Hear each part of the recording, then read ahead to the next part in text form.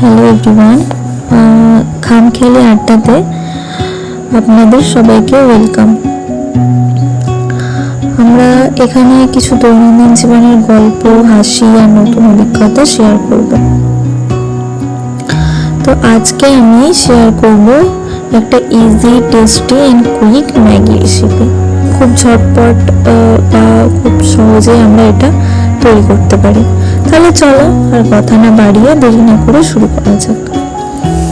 তো ফার্স্ট আমরা ইনগ্রেডিয়েন্টসগুলো খুব সুন্দরভাবে রেডি করে নেব।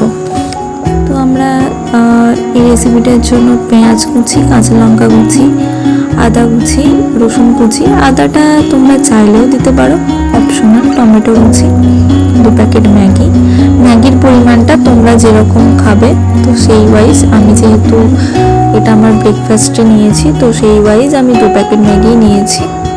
আর আমি যেহেতু এটার সাথে একটা অমলেট বানাবো, ডিমের পোচ, তো আমি এখানে 2টো ডিম নিয়েছি। তো ফার্স্ট আমি একটা কড়াইয়ে বাটার, আমি এখানে বাটার ইউজ করেছি, তোমরা চাইলে সাদা তেলও ইউজ করতে পারো। তো ওটা কড়াইতে বাটার ইউজ করেছি। তারপরে বাটারটা গরম হয়ে গেলে আস্তে আস্তে দিয়ে দেবো পেঁয়াজ কুচি, কাঁচা লঙ্কা কুচি, আদা কুচি, রসুন কুচি, টমেটোটা যোগ করব। ওগুলো একটু অল্প অল্প ভাজা হয়ে গেলে অল্প নুন আর হলুদ দিয়ে ভাজা হয়ে গেলে দেন আমি আগে থেকেই একটা বলে একটু উষ্ণ গরম জলে ম্যাগি মশলাটা গুলে রেখেছিলাম। তো সেই ম্যাগি মশলাটা ওর মধ্যে দিয়ে দেব, দিয়ে অল্প একটু জিরে গুঁড়ো দিয়ে মশলাটা ভালোভাবে কষে নেব। মশলাটা কষা হয়ে গেলে ওতে পরিমাণ মতো জল দিয়ে দেব। তো জলটা একটু ফুটে উঠলেই তাতে আমি দিয়ে দেব ম্যাগিটা। এবার ম্যাগিটা আস্তে আস্তে দেখব বয়েলড হয়ে গেলে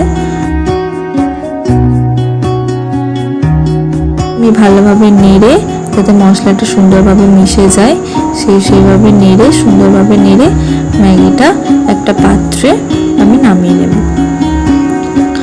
তো ম্যাগিটা হয়ে গেলে এবার যেহেতু আমি একটা ডিমের পোচ বানাবো, তো কড়াইয়ে আমি একটু অল্প বাটার দিয়ে দুটো ডিম দিয়ে একটা ডিমের পোচ বানিয়ে নেব।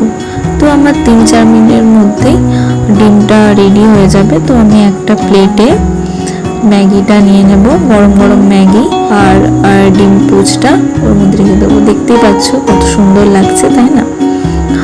তো দেখো গরম গরম ম্যাগি আমার রেডি। তো রেসিপিটা কেমন লাগলো তোমরা ট্রাই করো, জানিও। এরকম আরো মজার রান্না বা এরকম আরো কিছু গল্প যদি তোমরা ইন্টারেস্টেড হও তো তোমরা জানিও কমেন্টে। তো দেখা হবে পরের ভিডিওতে। ততক্ষণ পর্যন্ত প্লিজ তোমরা লাইক, কমেন্ট, শেয়ার এবং পেজটাকে একটু ফলো করিয়ে দিও। তো ততক্ষণ পর্যন্ত তোমরা ভালো থাকো। টাটা।